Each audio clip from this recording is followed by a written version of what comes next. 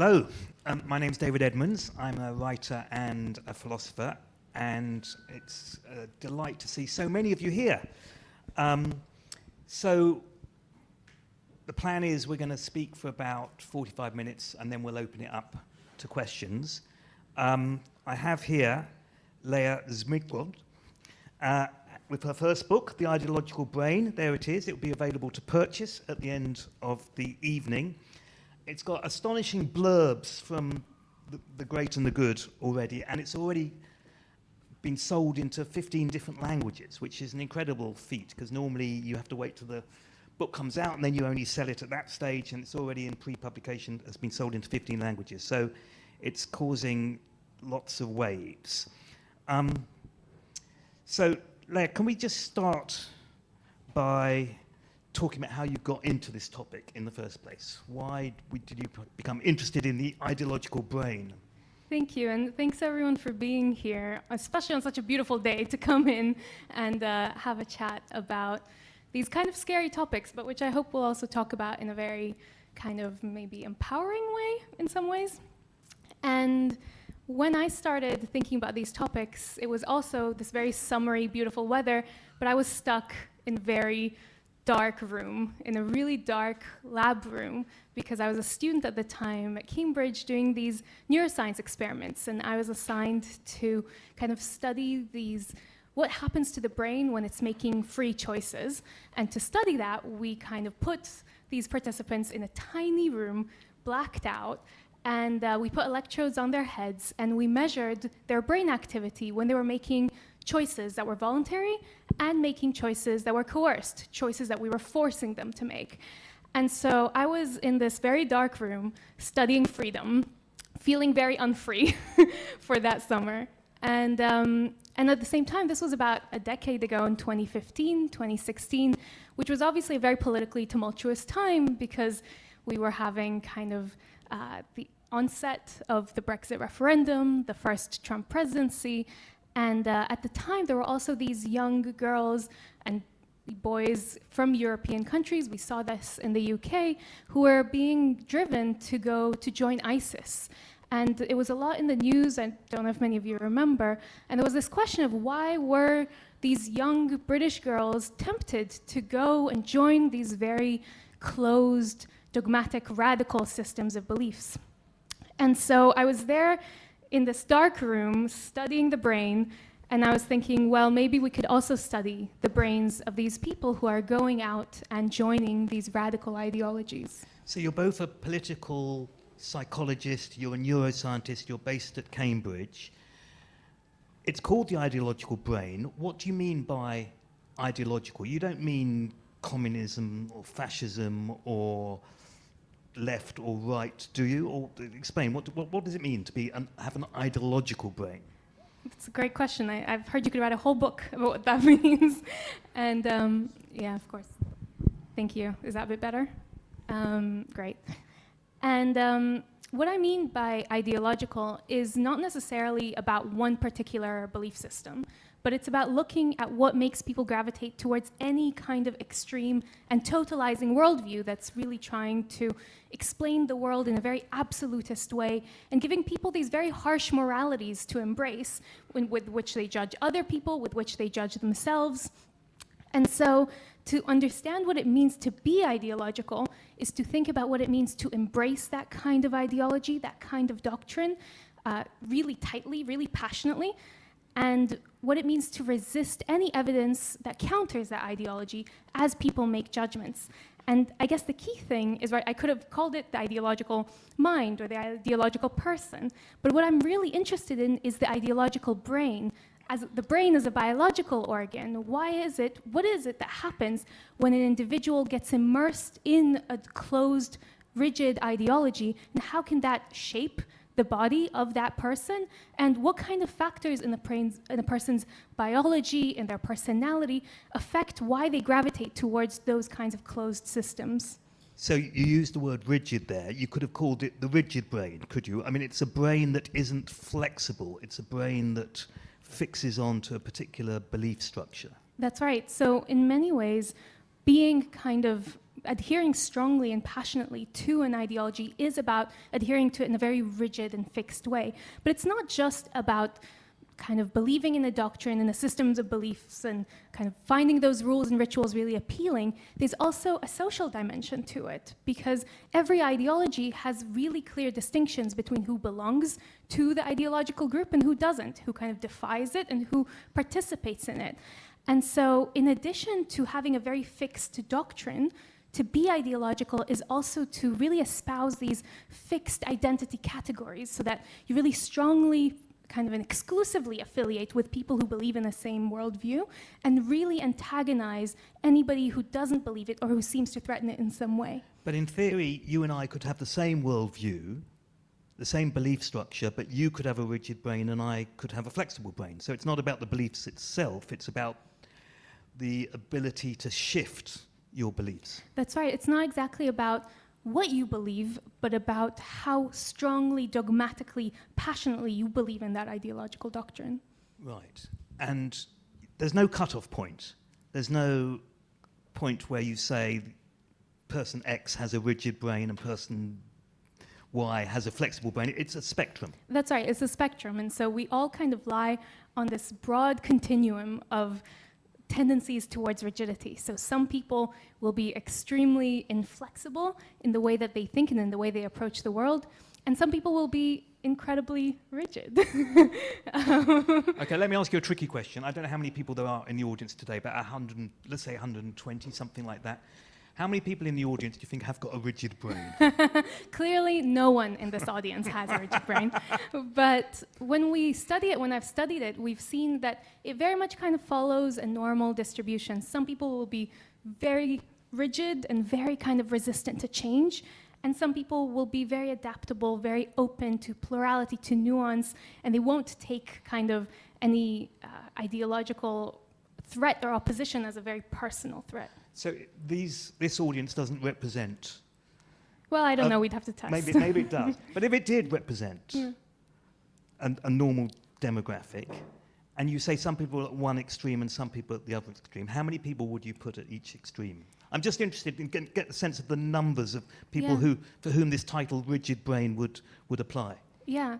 I mean, it's hard because, first of all, I don't want to make any conclusions about this particular audience.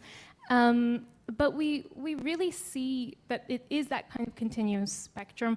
One kind of, if we really wanted to get the numbers on it, we could look at very classic experiments that have been done in the 50s and 60s that look at how many people tend to conform to majority opinions and how many people tend to obey instructions from authority figures and how many people don't. So many people might have heard of the Milgram experiment, which is this classic social psychology experiment where they asked participants to basically administer electric shocks to someone else, kind of trying to mimic the kind of the violence of the Holocaust and seeing how many people would obey that command to hurt someone else.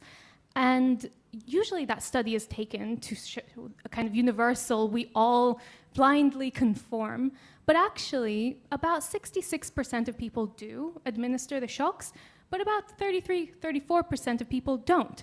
So there is quite a sizable, and sometimes we focus on the majority that do conform, but there is also a sizable that don't, that are resistant to those kinds of instructions. So in addition to thinking about what makes people likely to conform, to obey, I'm also really interested in what makes them resilient. Right. One should say that in the experiment, they're not real shocks, right?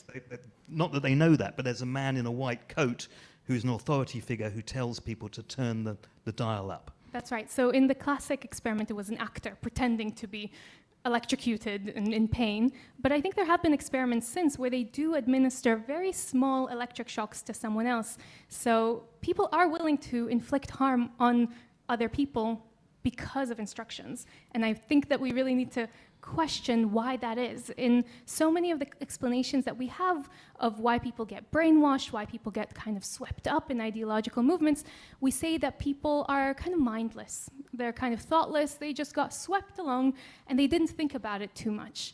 And I think that that explanation is just so misleading and wrong and even dangerous, because our minds aren't these passive vessels that our minds can't be mindless. You know, there are so many dynamic processes happening, and to say that people are just thoughtless when they kind of, you know, obey authority instructions to harm others, I think really it relinquishes responsibility, and it also gives us a very distorted sense of why people do gravitate towards obeying authorities, towards conforming to ideological systems, and also all the processes involved in resisting. So in the book, you talk about different pieces of evidence to determine who has a rigid brain, who's got an ideological brain, and who doesn't. So can we just talk about a couple of those? One is one I'd heard of, the second one I hadn't. The first one is called the Wisconsin game. So can you explain what the Wisconsin game is? Yes, and no shade to people from Wisconsin, but this kind of game is a cognitive task that was invented by psychologists who were not interested in politics at all. All they wanted to do was to measure the adaptability of people's behavior. So the way the game or the cognitive test, if you're a psychologist, works is we give people a deck of cards and we ask them to sort the cards according to some rule. So for instance, people are kind of presented with a situation. They don't know how they should sort the cards, but very, very quickly they realize that maybe when they kind of match the cards according to the color on the cards, that they'll get rewarded. So they figure out this rule and then they start applying it again and again. So for instance, they'll match a green card in their hand with a green card that they see in front of them, a yellow card with a yellow card. And so they'll start developing this kind of habit, a kind of ritual, which they're following again and again. And after they're doing this, repeatedly for a while, and they keep on getting rewarded, suddenly, unbeknownst to them, the rule changes. And actually, suddenly this color rule doesn't work anymore. And what I'm interested is in that moment of change. So some people will see that this rule doesn't work anymore, and they'll change their behavior. They'll start finding a new rule, and they'll figure out, oh, actually, I should match the cards according to the shape on the cards. Let's match circles with circles or triangles with triangles. They'll adapt. Those are highly cognitively flexible people. But some people will really resist the change. They'll hate it. They'll get angry. They'll hate the fact that the rules changed, and they'll actually try to continue to apply the old rule even though they keep on getting kind of a negative feedback. And so, yeah, it's a bit funny, but not for them. And for people who are rigid, they really will struggle to adapt. They'll really struggle to change their kind of mental approach to it. And that's one way in which we can study who's highly flexible and who's highly rigid. And as you can see, this has nothing to do with politics. It's a kind of a purely psychological test to look at where people lie on that spectrum. So that's the Wisconsin card test. The second test is something called the alternative uses test. So this is where you're given, for example, an object, and you have to think of lots of uses for that object. Now, actually, I think we should put the audience on the spot here. Can we have the mic? Okay, so here is an object. Maybe we can start at this end and go this way. I'm going to name an object, and you have to think of a use for it. And it can be any use, okay? It can be as imaginative as you like. So the object I'm going to give you is brick. Okay, so you have to tell me a use for the brick. You can build a house with it. Build a house, very good. You can throw it on the window. You can what? Throw it. Smash a window. You can rob somebody. Excellent. What can you do with a brick? You can tie it to something and sort of throw it in the pond. Throw it in a pond. Throw it in the pond, tie it to something, throw it in the pond, sort of thing. You can throw it in a pond. What for? What? I have no idea. Yeah, good idea. You can throw it in Just a pond. throw it in the pond. You can throw your yeah, let's go this way. As a weight. As a weight, very good. If a tire comes off a car to prop it up. Oh, that's brilliant. Very cool. Okay. Door stopper. Door stopper. Classic. You can crumble it and then use it as building materials. Crumble it and stem. Okay, we'll just do 2 or 3 more, and then we'll Can you think of anything? A very harsh body scrub. A body scrub. Yeah, that would hurt. Yep. A chair for a small person. A chair. I love that. Very excellent. Some kind of art. Amazing. Art. Very modern In art. fact, just place a brick. In the Tate Modern, Installation, they Yeah. had a Color pile, it, they had a pile whatever of you wanna bricks, do with a brick. which was worth thousands and thousands of pounds back in the 1980s. So is that enough? We've had enough. I think Tell that's us enough. about the alternative uses test, what it shows us. So if this whole audience was just a single person, they'd be highly flexible, because what we saw is that people gave very different kind of uses for it, right? Some involved potentially smashing something, some maybe building, using it kind of to cleanse, to rebuild something from scratch. And so that's a kind of, as a person, if it was a single person and they just had a few minutes to give all these kinds of responses, they would be, you could see that their minds are kind of going everywhere. They're being very flexible. They're switching between different modes. Whereas if we gave it to a more cognitively rigid person, they might start and they'll say, well, you can build a house, you can build a fence, you can build a castle, you can build a garden shed. And they'll give us many things to build, how we can use a brick to build things for construction purposes, but they're only giving us really one use, just different instances of it. And so that's one way where we're also measuring people's flexibility, but we're really measuring how they generate ideas, the kind of flexibility of their imagination. And what we found is that the flexibility with which people perform this kind of linguistic imagination task is related to the flexibility with which they perceive the political and ideological world. So if I was asked how I would do in those tests, I would have no idea. Are people good at predicting whether they've got rigid or flexible brains? People aren't very good at knowing themselves, and that's why we need these kinds of psychological tests, because they're much more powerful than just asking people, do you think you're flexible or you're rigid? And by looking at these kind of more unconscious traits, these unconscious processes, we can really get a sense of what kind of people gravitate towards rigid belief systems and what people are actually very resistant. I mentioned you were a neuroscientist as well as a political psychologist. Could you put somebody in an MRI scanner and tell whether they had an ideological brain? Well, not too easily, but we can see that there are actually neurobiological differences between people who adhere to different ideologies. So this is we often look at this in the context of political ideology, looking at differences in the brains of people who adhere to left-wing ideologies or right-wing ideologies.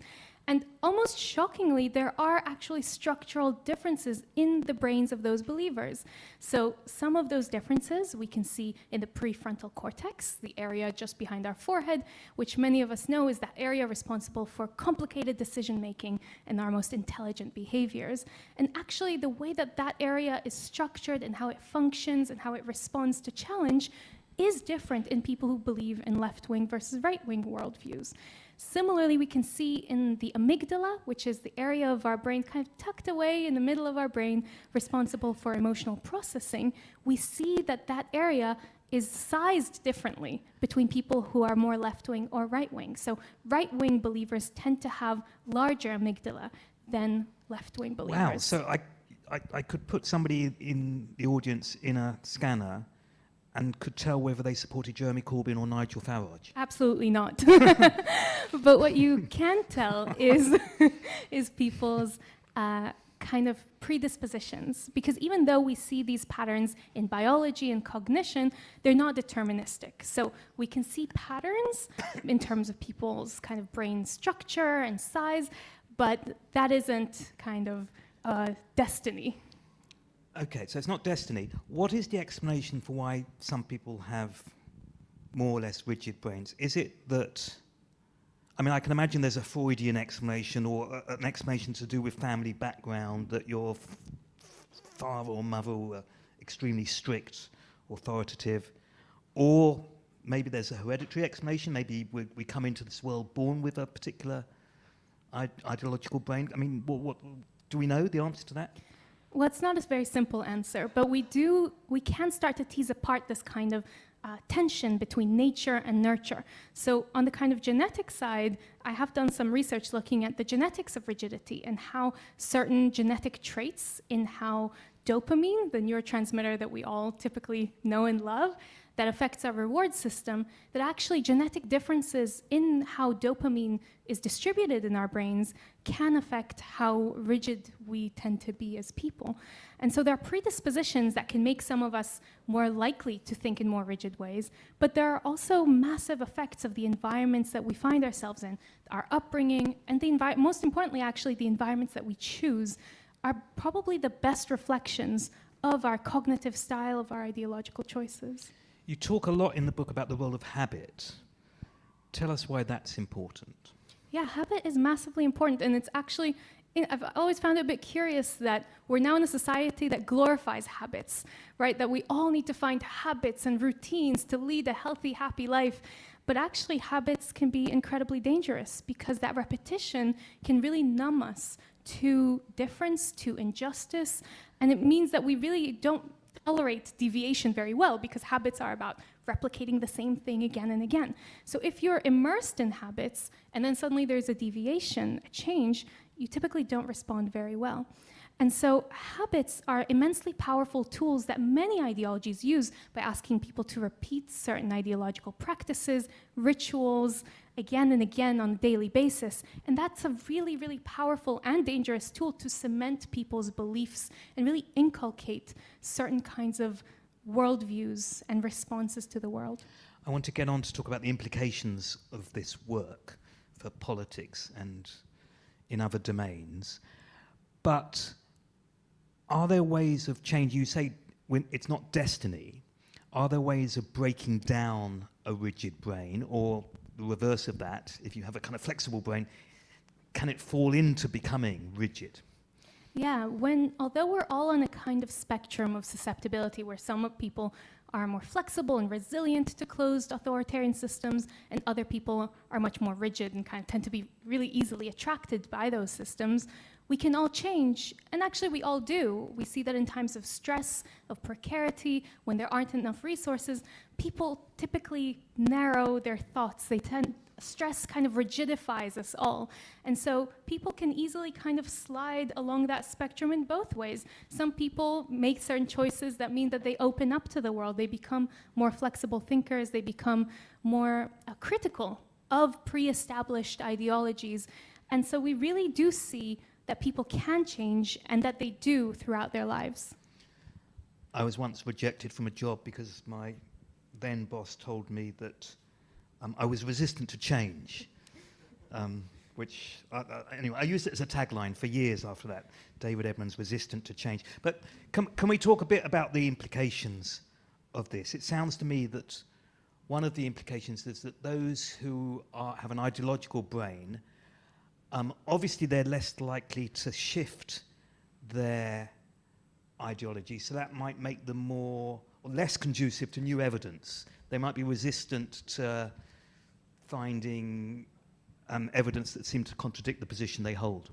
Yeah, and that's almost like a big hallmark of being ideological, is being very dogmatic, very resistant to credible evidence. And that's how we can kind of identify it, regardless of what ideology we're interested in or that we adopt or that we're trying to criticize, is that a person who's thinking ideologically is trying to repel any evidence to the contrary, or any counter-argument that might threaten their beliefs. They just try to shun it. That doesn't mean that it just like bounces off their skull and never enters it, right? Because actually, in moments of crisis, suddenly people can start to doubt their existing belief systems, and suddenly the counter-evidence, the counter-arguments that they'd heard before can suddenly start to creep in.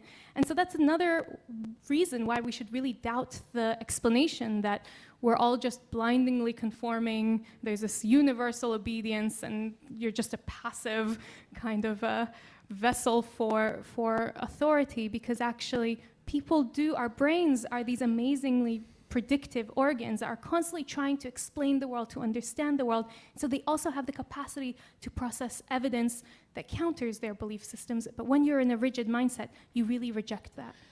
But an ideological brain would be a brain that was more loyal to their party, more loyal to their nation, more loyal to their football club, perhaps. Is that right? So you're likely to be, if you've got a rigid brain, you might be more nationalistic, for example. Potentially, yeah, we do see that. Is this working? No, it's gone again. Suddenly stopped working, Oh, but it's now up it's again. back. We do see that nationalism is a very powerful ideology because it really typically engages people's positive patriotisms and creates these wonderful feelings of warmth and belonging and a sense of identity that we all love and cherish. But actually, it can also in other times be a very narrowing way to approach the world, and a way of approaching the world that's very hostile to others, hostile to difference. In-group, out-group. So if you've got an ideological brain, you might be more loyal to your in-group and more hostile to outsiders. Exactly. Yeah, and that's something that sometimes we think of as a good thing. And some people think that that's what morality is, right? That you have your tribe, you have your community, and that's what makes us wonderful social animals, and that's something that we should really be proud of. But I hope that in many ways the book challenges that, and it shows all the ways in which ideologies can really injure our mindsets, our brains, our bodies, and can really infiltrate our whole ways of approaching the world. And so it's not that being a political person or a political kind of body is just something for social debate or for political debate. It's actually a profoundly personal problem because our ideologies are reflected in our bodies, in our brains, even in our physiology. And so these choices that we make when we embrace ideologies, I think have so much more weight than even I previously thought, because this neuroscience suggests that it really becomes a part of our bodies, and that's both the danger of it, but also the locus for change, because that's what each person can decide to change. I guess we're liable to think that the other lot have ideological brains and we don't. But it's not a left-right thing. Is that right? Or can we say that the extremes on both left and right are ideological? How does the curve work between left and right in politics? Yeah, so when I've conducted some of these experiments, I was really interested to look at how kind of people's rigidities fall along the political spectrum, because for a long time the field has assumed that, the field being kind of psychology and political science, has assumed that the right is rigid. It's even kind of been named as a hypothesis, the rigidity of the right, and has this alliteration that people really like. And because the right traditionally is about preserving the status quo, preserving tradition, keeping things the same. And so it was assumed for 50, 70 years now that people who are on the right will tend to be rigid and people on the left will not, because those are the people wanting progress and change and difference. But actually, when we measure people's flexibility using these more unconscious tools, and when we really look at can we measure extremity on both the left and the right, what I found is that actually when we map out the kind of political left to the extreme political left to the extreme political right, what we see is not a rigidity of the right, where the right are the most rigid and the left are the most flexible, but actually it's really the rigidity of the extremes, that people both on the extreme left and on the extreme right perform poorly on these tests of cognitive flexibility. And to me, that's a really fascinating thing, because it's not just that, okay, a rigid person, an extreme person is rigid and cool, we kind of know that. Because actually these tests are measuring something really profoundly psychological, that in the way that people approach the world in everyday contexts, in non-political contexts. And so it means that there's a kind of reverberation where people's psychological approaches to the world, their flexibility, affects not just their politics, but just how they problem solve in every realm. So it's not correlated with politics in any way? It's correlated with political extremity. Right. And we see that people who are more independent, who are more moderate, who typically tend to resist kind of pre-established political identities, tend to be the most flexible. Because I thought in the book you say that people on the soft left, I imagine the soft left is well represented here. We're talking about Guardian readers. Let's not make assumptions. I thought you said in the book that people on the soft left had the most flexible brains. So it's like a test. each person can read the book in their own way. But but it is true that when I've kind of mapped that political spectrum from the extreme left to the extreme right, and I found basically a kind of U-shape curve where the people on the extremes are the most rigid and the people in the middle are the most flexible. But that middle point was not precisely in the middle of the left to right spectrum. We saw that actually it was slightly shifted so that the people who were most flexible were independents, moderates, people who resisted political identities, but were more left-leaning. Guardian readers. Supposedly. But the puzzling thing to me about this is that the definition of extreme will vary from culture to culture. So in Britain, if you hold placards outside an abortion clinic, there's been a story in the news this week, and try and deter people from having abortion, you might be regarded as extreme, and so presumably more likely to have a rigid brain. But in America, if you engaged in the same activity, well, that would just be relatively standard, so you're not extreme. So how does that map onto cultures? Yeah, and actually it's exactly for this kind of reason, for the seeming kind of relativism of it all, that I think that a psychological kind of way to think about extremism is so important, because then I'm not thinking, well, is it a matter of whether you're in the US or in the UK and what beliefs you hold, or in other places. It's actually about what it means to be extreme and ideologically highly rigid in a way that's internal, in a way that we're looking at kind of diagnosing extremism without reference to other people, but rather with reference to whether a person is open to credible evidence, whether they're open to plurality, whether they are kind of critical of very, very passionate identity categories, or whether they embrace them in this really extreme way that means that they're willing to inflict harm on innocent people in the name of their ideological cause. And so by kind of creating a more psychological approach to it, I think we actually kind of escape that relativist dilemma, because we're not just saying, well, you're extreme or you're not relative to everyone else, but rather, how does that affect your psychology? Do you think Donald Trump supporters are more likely to have rigid brains? Wow. You're trying to get me into Fox News. I think that... Or supporters of Brexit, or opponents of Brexit, how about that? You want to get me in the Daily Mail? Basically, it's not about making judgments about exactly how people vote, because within every voting category, there'll be people who are more flexible, more skeptical, and people who are extreme partisans, extreme ideologues. And that's the problem with kind of just looking at voting behavior, is that it lumps so many different people together along a kind of single decision. So what I will say is that we find that people who adhere to more authoritarian belief systems that think that hierarchies are good and natural, that people should conform and obey to particular social norms in a very narrow way, and that any deviation is intolerable and should be rejected, those people tend to be the most rigid thinkers, people who are very authoritarian in the way in which they approach the world. Religion has a fixed set of rules normally. You're told how to behave. There's often a lot of ritual, so there's a lot of habit going into religion. Is the religious mindset an ideological brain?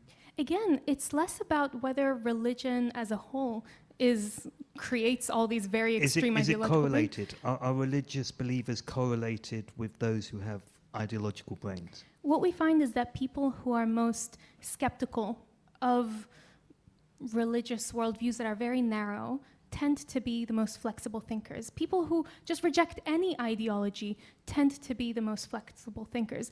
And within religion and faith, there is again such a spectrum of people who are strong, devout, very narrow in their thinking about how people ought to be, how they ought to think, how they ought to live, and they really judge other people in that way. And there are people who might affiliate with a religion but don't. So it's really about how people adhere, how they believe, rather than exactly what they believe.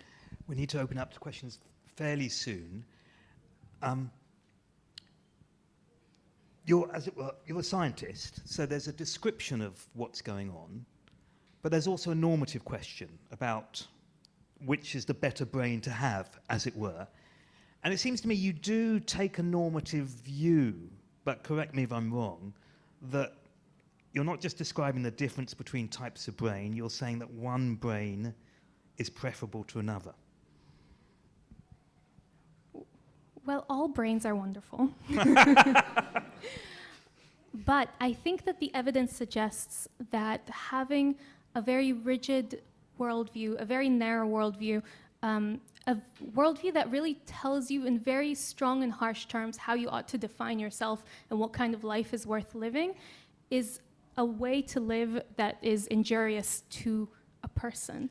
And that having a more flexible approach to the world, a kind of more nuanced way in which you see yourself as being filled with possibility, and that there are many ways to live, not just one good way to live, I think is a much more open, much more freeing way to live. And that all this evidence, all this psychological evidence and neuroscientific evidence really suggests that holding ideologies in a very passionate, strict way is something that narrows our lives and makes us less authentic and less able to have direct access to experience, to reality, because everything is filtered through an ideological lens. And so it's the book is very much based on this science, but there is also a position there, because I think that ideologies are things that we often revere as being really good, but that actually they can really create a lot of damage, and they can really change the kind of human being, the human body that we have. So there is a normative aspect, yes. I'd like to think I've got quite a rigid brain when it comes to opposition to, let's say, Nazism. That seems to me like a good thing to have, right? I'm just very hostile and incapable of taking the alternative point of view. That sounds like a virtue to me in some cases of having a rigid brain. Well, there's a difference between, because when you're saying that you have a very strong opposition to, is you have a very strong opposition to an authoritarian worldview. And when you're basing your beliefs, you are responsive to to credible evidence that comes from the world, but you're not taking that on, you're not tolerating intolerance. And that's an important distinction, because there's many kind of authoritarian ideologies are highly intolerant, highly dogmatic, can be very racist, very hostile to many groups of human beings. But opposing those ideologies is not the same as opposing evidence. And that's where we need that kind of scientific understanding of what evidence is. And tolerating isn't about tolerating everything. Because if we start to tolerate intolerance, then tolerance collapses, because intolerance will start to dominate again. That was the position of Karl Popper, who we were talking about earlier, that he was very intolerant of intolerance. Just before I open it up to questions, I should ask you, on the spectrum of rigidity, how ideological your brain is. Well, I've never measured, so I'll never know. Okay, that was brilliant. Let's open it up. We've got lots and lots and lots of questions. There's one at the back there. Thank you so much. It's been really interesting. I wanted to pick up on just the last question that you asked around kind of like which is better almost. And I was thinking about it. It feels like in a number of ways there's not really accidents in how we were kind of created as humans. Like thinking about how like difference is a virtue, thinking about how different people have different sleep patterns, for example. There's evidence as to why that was, kind of thinking about our ancestry. Is there a kind of rationale, comparably, for the rigidity versus the flexibility? Or is it that the flexibility is inherently better? And then linked to that, if the flexibility is inherently better, are there ways to try and better encourage that as a kind of behavioral pattern? Thank you. These are great questions. And I mean, many people will tell you that that rigidity is incredibly useful to them. Many ideological movements want highly rigid minds as followers. That's who they'll recruit. And in many ways, ideologies are very tempting because they satisfy just really core needs that our brains have, which is to understand the world. So ideologies give us that kind of understanding pre-made. and they give us a group to belong to, an identity, and that's also something that we need. If we don't have recognition that we exist, if we are not existing in relationships, we will wither away. And so kind of adhering to these rigid narratives can be a really tempting thing, just even for a rational brain to do. But there are also all these downsides for our individual cognition. And so that's why I'm really interested in almost that individual angle rather than the collective angle, because sometimes we hear these kind of macro level explanations of, well, we need everyone to be rigid so that we can coordinate and organize our societies. And so, that's essential for that reason. And that's one explanation. But if we look at the individual, there are real harms there. And I guess that links to your second question, which is how do we become more flexible if we wish to be more flexible? Or how do we encourage flexibility in others if that's something that we wish to do? And there's no single recipe or single prescription. Otherwise, that could become an ideology. But there are general approaches, and I kind of discuss this towards the end of the book, about what it means to think in a really flexible way, in a way that's really expansive, both about yourself and about others, and how to promote that is not just about promoting flexibility in politics, it's about promoting a kind of creativity and inventiveness in every realm of life. And hopefully that will kind of translate into a flexibility also in the ideological realm. Thank you. There's one here at the front. Oh, somebody else has got there first. Okay. Hi. I'm interested in the concept of ideological vacuum. So if you think about it, for many centuries, religion was probably kind of the main thing that people believed in, associated themselves with, etc., etc. Then we had the nation state, then we had the ideologies, the Cold War. We're now left in a world where significant parts of, let's say, Western Europe, the US maybe to a smaller extent, have people who don't really believe in anything, I think. And if you ask them, do you believe in this versus that, they will not give you a coherent ideological position on the left or on the right. It will be a bit of a pick and mix. So is that good? Is that bad?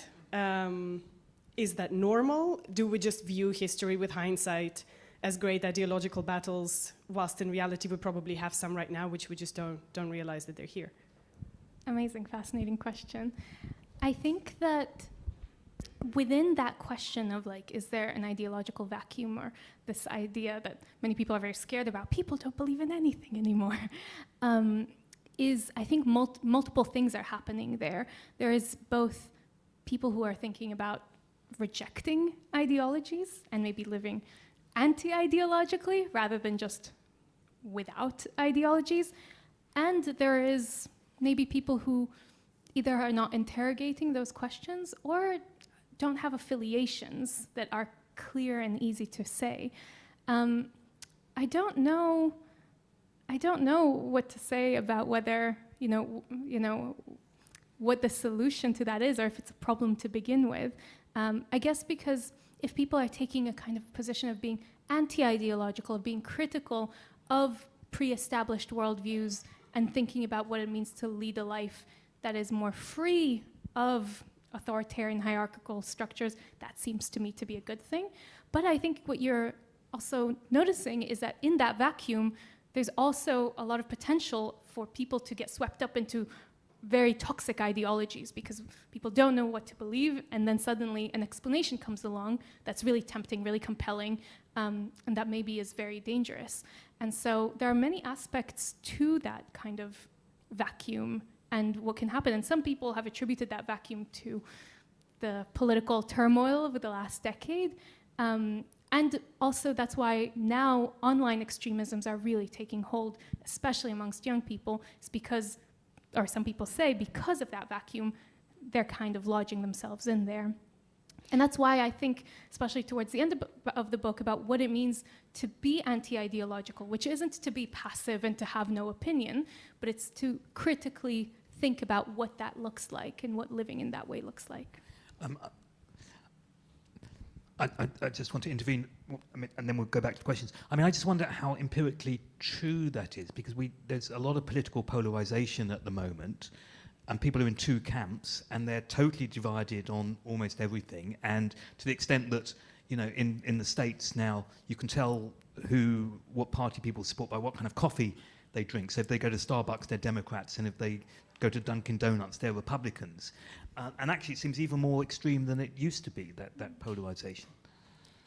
Yeah, I mean, in some ways, that's what it feels like, but it's also hard to know because we give people binary choices, right? So in political systems with largely two parties, it seems to us to be like there are two camps, but we don't actually know because we're not living in a kind of political reality where there's 14 different kinds of parties to choose from, and then you can capture that variation.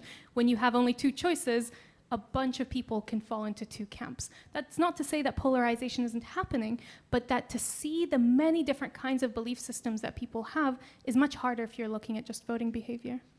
This chap here who I've... Thank you so much for the discussion so far.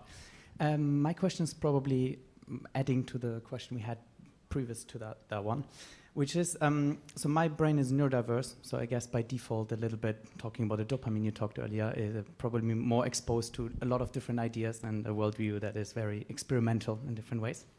And I've been told to use some drugs in order to become a bit more rigid, I guess, with my routines. Now, is the opposite also true? Could that be that for people with a rigid brain, have there been research exposing them to, I don't know, psychedelics, any other forms of drugs, to make them exposed to new ideas? And might that be the solution for us? Well, I'd be really hesitant with any pharmacological solution. We have many dystopian novels to suggest that we should be very wary of that. But I think what you're catching is that there is research now in psychedelics trying to see whether that's a process that can open people up and why that can maybe resolve different kinds of intrusive obsessions and to help resolve PTSD and things like that. So there is now ongoing research to see how psychedelics can open the brain. That has not been extended to looking at whether that makes people more flexible in kind of a broader political way. And it would be interesting to see what that does. But I think that with all of this, you know, like you say, having that kind of skepticism towards any intervention that tries to make us more closed is probably a good thing. Let's have one on this side. Hi, thank you. So I can reject an idea for one of two-ish reasons. Either I'm rigid and I disagree with that ideology, or I've absorbed the evidence and I've made a rational choice to say I disagree with that. The question is, how do you know which one you're doing? And that might be a sort of slightly flippant question, but I think the key is if you don't know that you're being rigid, if you think you are processing the evidence and you're forming a rational view, but in fact you are actually being rigid, it's very difficult to then create change. And I think that's part of the problem with polarization and things is people are saying, no, I'm listening to you, but I just disagree, when actually you're not truly being open to the idea. Thanks. Yeah, this is such an astute question because it kind of also taps into the kind of post-truth notion of, you know, what is evidence? Is anything evidence? Is any kind of belief, kind of maintenance a good thing because we're sticking to our guns? And how do we, you know, identify what is different in phenomena that might look the same or feel the same to people in completely different situations? And I think that really what you're tapping into there is that it can feel and be a very technically rational process to seemingly reject evidence or to seemingly adhere to evidence from your ideological camp. And towards the end of the book, I kind of talk about those distortions in reason and how actually it's so easy, even as a very rational thinker, as an almost non-ideological thinker, to get swept up. No, I'll be careful with the language of getting swept up, but to believe in that kind of ideological lens. And there was a great Polish dissident who wrote about how you don't need to be a Stalinist, this was back at the time, to reason in that way, because it's about the kind of information that you get and the quality of the information that you get in your surroundings. And that's what makes me really scared about AI and the capacity to fake to easily fake information, and the current social media algorithms that create, obviously, there's information echo chambers, but also mean that it's just incredibly difficult to tell what is credible or what is not credible evidence. And so when our information ecosystem is kind of controlled by very skewed information or very sparse information or very kind of selective information, we're basically, as predictive rational agents, we are at the mercy of the information that we get. And that's why protecting our information systems is just so essential, I think. But there's so many nuances to your question, so yeah. Let's have one from the middle row. Hi, you spoke a fair amount about the need for creative thinking and about how that helps us combat rigidity.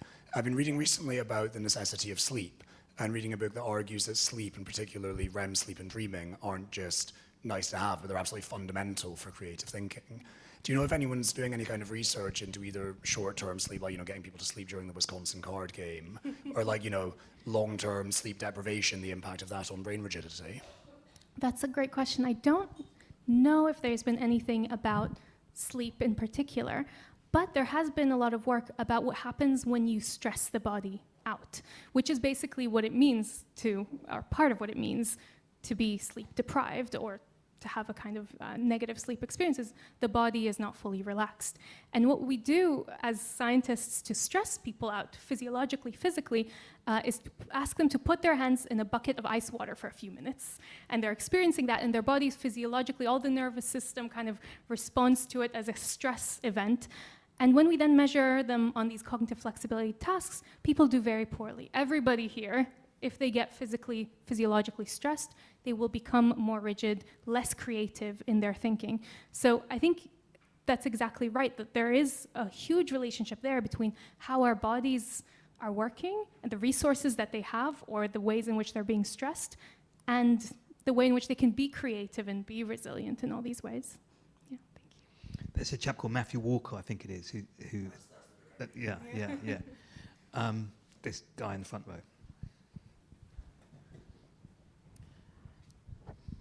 I just have a question. Is there a link between somebody's education background or socioeconomic background? Because sometimes when you look at exit polling of elections like Trump or Brexit, we can flippantly be like, oh, look, it's all blue-collar workers, or it's people from a certain type of background. But then I wonder what the flip is also on the left as well. Is there a link, or is it just purely your brain? Yeah, and so actually in all my experiments, I control for these kinds of socioeconomic factors, for people's age, people's educational attainment.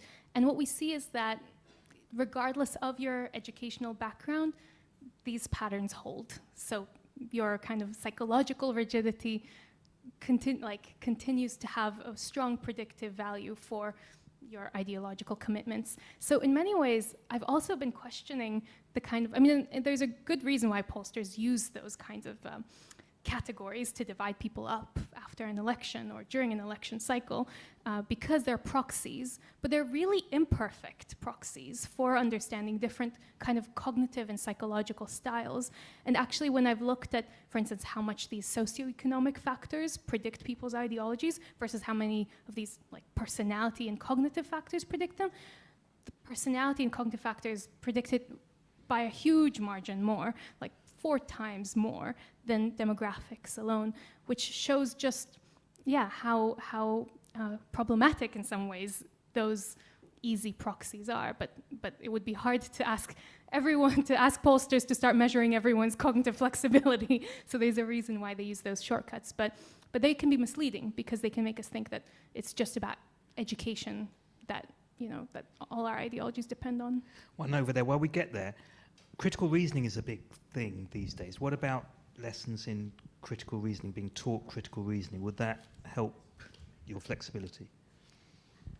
It's interesting. I don't know if there's been any studies looking at whether trying to promote critical thinking contributes to greater flexibility, because critical thinking is very much about how people engage with a source of information rather than how they can adapt to different kinds of evidence or to change.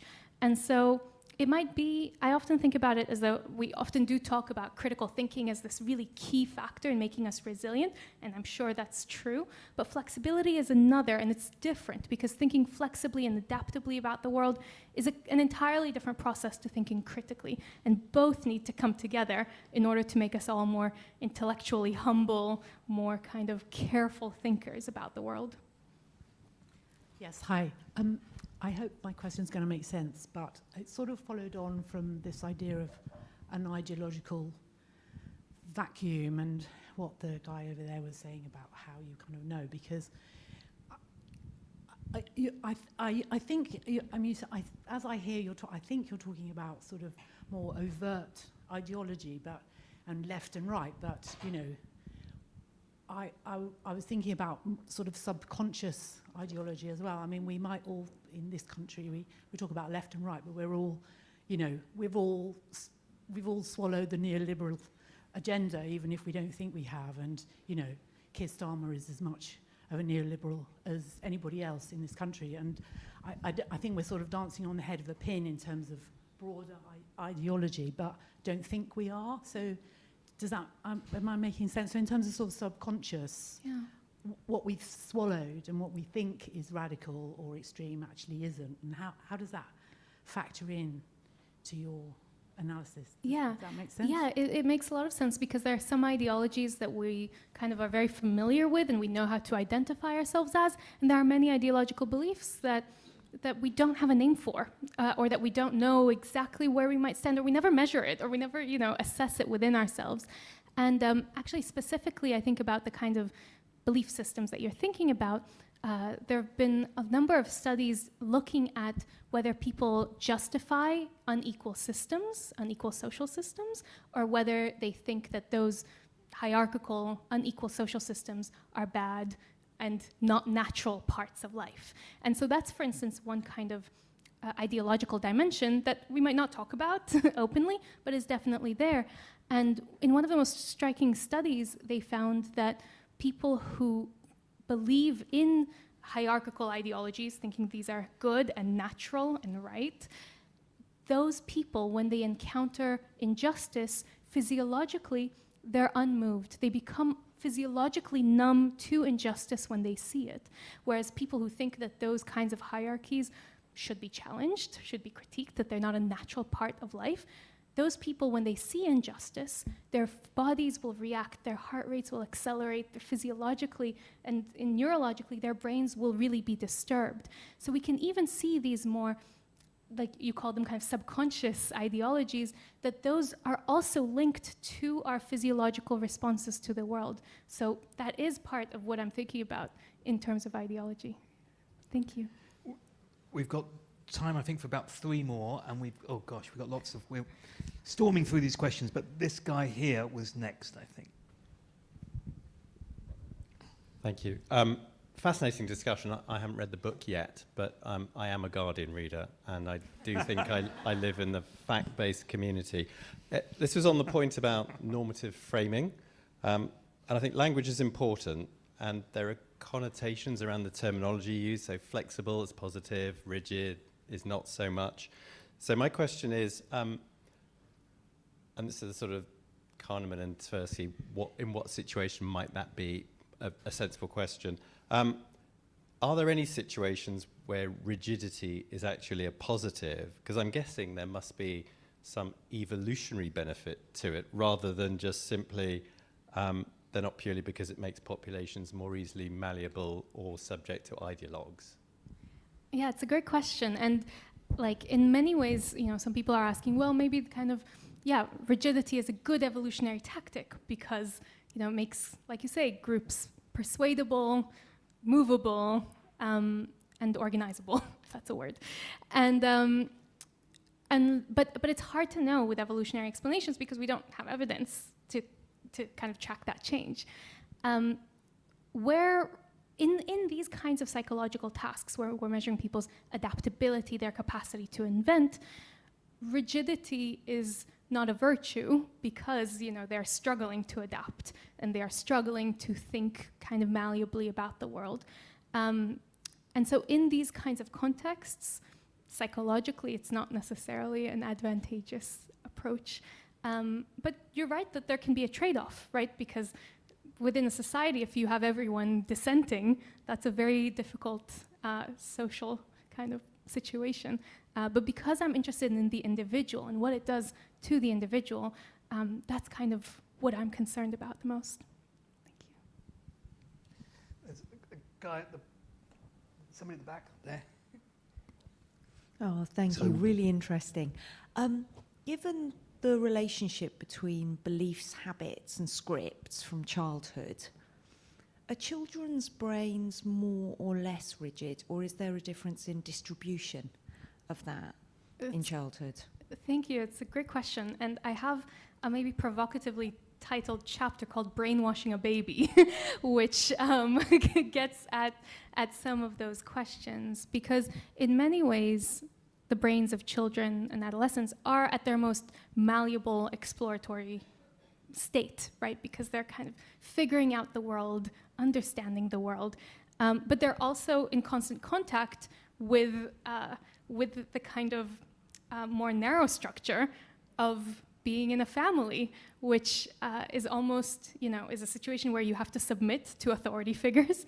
You have to follow rules and rituals, which are not necessarily explained or understood for you. So there's a tension there between a child whose brain is incredibly malleable and them coming into the world, which has rules and prescriptions that they kind of are forced to follow, some for very good reasons, many of them. And so actually there have been all these studies with children looking at how we can capture their more rigid children and more flexible children, and even showing that that maps on to children's own levels of prejudice and their own discriminatory attitudes, which is something that we might not think is possible to measure, right? Because children, what do they know about ideologies or prejudices and kind of racism?